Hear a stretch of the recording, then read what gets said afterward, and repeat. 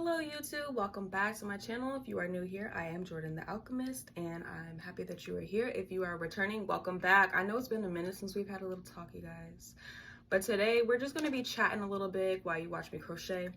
So today's topic actually came from one of my coworkers. She was kind of like not venting to me, but kind of like asking, I guess, for some advice. Oh my goodness, did I? Oh my gosh. Okay, so yeah, she was asking me for some advice, and you know what I told her? And it was about her relationship. And I told her, I said, you know, I'm not gonna name her name because she probably watches my YouTube, but I was like, maybe you should just stop taking advice. And she was like, what do you mean? And I'm like, what do you feel like you should do? Like, what do you in your heart feel like you should do for this specific situation or issue or whatever it is? And then she was like, I honestly don't know. That's why I'm asking. And I'm like, it's kind of why I'm asking you that. So the whole entire point of me bringing that up, guys, is because the topic is going to be stop taking a relationship advice from people who are not relationship experts. And nobody's a relationship expert. Like, I used to give advice like it was nothing. Like they were hotcakes. Like I would give relationship advice out like it was hotcakes.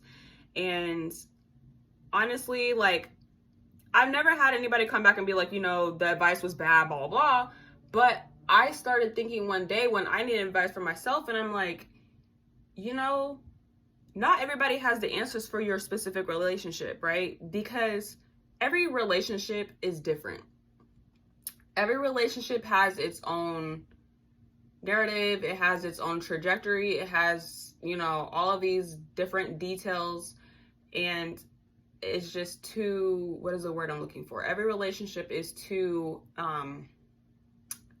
it's too different than the other to sit there and give like general relationship advice for everybody's situation. Like, okay, say for instance, somebody got cheated on, right? Obviously the correct thing would be to do is just to leave, you know, like, because why would you want to stay with somebody who's going to continue to cheat on you? Because if they do it once, they're going to do it twice, right? But also, like, I don't want to say like everybody has their reasons for cheating, because cheating is cheating and cheating sucks, and fuck you if you cheat on people.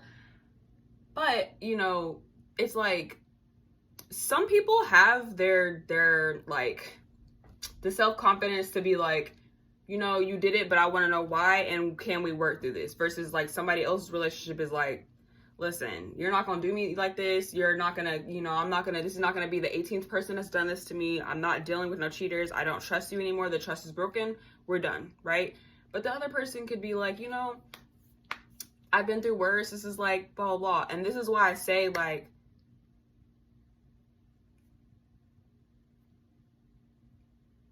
study your relationships and what they need and what they can bring to you, okay? First of all, let's start by saying, when you're getting to know somebody, or you're getting to know, I'm supposed to be crocheting. When you're supposed to be getting to know somebody, right? And, or when you're supposed to get to know somebody, you, I always say, like, always ask the person, like, what they want out of a relationship. Like, what do you actually want out of the relationship? Like, some people may just want sex. Some people may want to build with this person. They may be looking for somebody who's actually building. Some people may be looking for fun, just a partner to do shit with, and that's it. Like, they're not taking anything too seriously. You know, everybody can view relationships so different than the next person. So it's really hard to give general advice for a collective of people, because you may be giving the right advice to the wrong people, depending on how their relationship is set up. Like, you know, also ask, like, what does a relationship look like to you? You know, or ask that to your partner. And then also think about, before you get into a relationship, like, what does a relationship look like to you? You know what I mean? Because those are super important topics to talk about before you even get to know somebody on that level. Like, what does a relationship look like to you? First of all, are you even looking for a connection? Are you looking for a relationship? Like, what does it look like to you? You know, then what does it look like to you? And then you go from there. I feel like when you start dating somebody and you kind of like don't ask the deep questions, because like some people are so scared to ask the deep questions right away. Me, I'm the opposite. Whenever I start dating somebody and I'm really like actually into somebody and I feel like, okay, I feel like me and this person are gonna go far. Me personally, like the last person that I had to do this with, obviously it was the last person I had to do this with, but we talked on the phone for like 7-8 hours straight before we even hung out in person, any of that. Like we talked and we talked and we talked and we talked and we asked each other so many questions, you know what I mean? Like things that actually matter, like what was your childhood like, you know, the things that matter, but also the things that matter, like how do you handle conflict? How do you want to be handled when you're upset? You know what I'm saying? Like what are your toxic traits? What are your you know, different traits of different emotions and stuff like that. Like those are important questions. You have the people who are like, oh, you shouldn't ask that right away because it's like you're asking for the red flags, and then it kind of like doesn't give a person a chance to, you know, like open up to you. And I'm like, I digress. And I disagree, because I feel like if I have to find out 2-3 years later that you have a red flag, I'm out. Like, I'm not going to be very happy. I'm not going to be a very happy camper. You feel me? So I always ask, like, well, not always, because I actually really started doing this like hardcore with the very last relationship.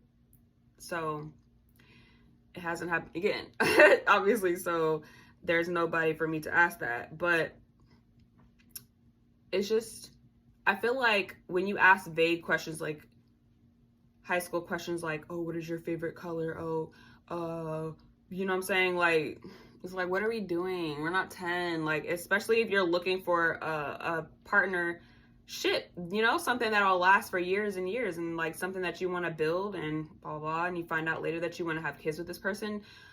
That information is crucial to know right away. Like, for example, another question that you should probably get to know somebody or ask somebody, like, do you want kids? That's very important, you know? Why would I want to wait until fucking 2 years later to find out that you don't want kids and I do? That's fucked, because guess what? We done wasted 2 years of our life trying to have fun and do all these things to please each other, but then when it comes to like the real serious stuff, it's like we don't agree to none of this shit. Where do you want to live? Where do you want to end up staying? Like where do you want to end up being?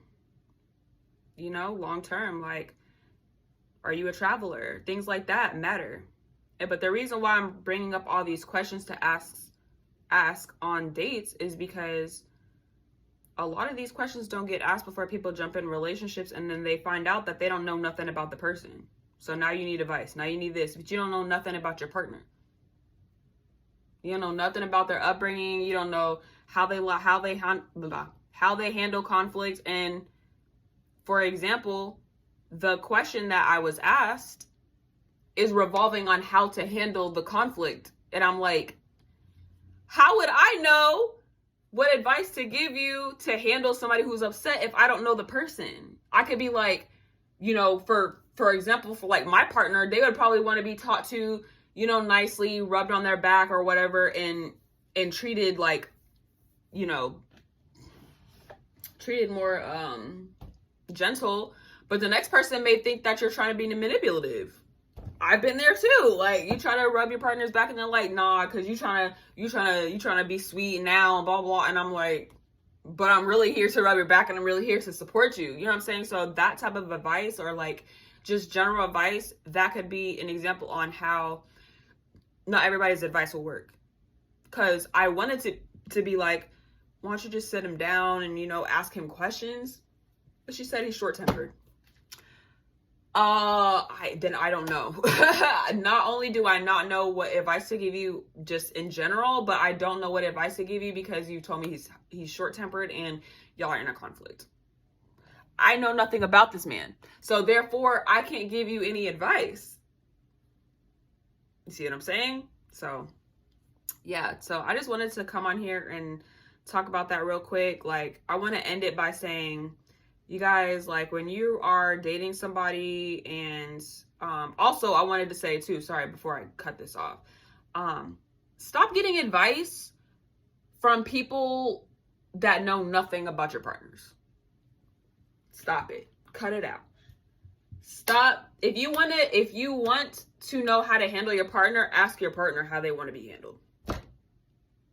That's it. That's all. And if they don't tell you, then they're not the partner for you. Because if a partner wanted you to be around and they wanted to make it work, they would communicate with you. That's advice that is like, come on now. Like, that's one of those things where we're like, okay, yeah, that's obvious. But how to handle things, like, what do I do about this? How should I do? What should I say? I don't know, baby. You gotta ask God, because I don't have the correct answer for that.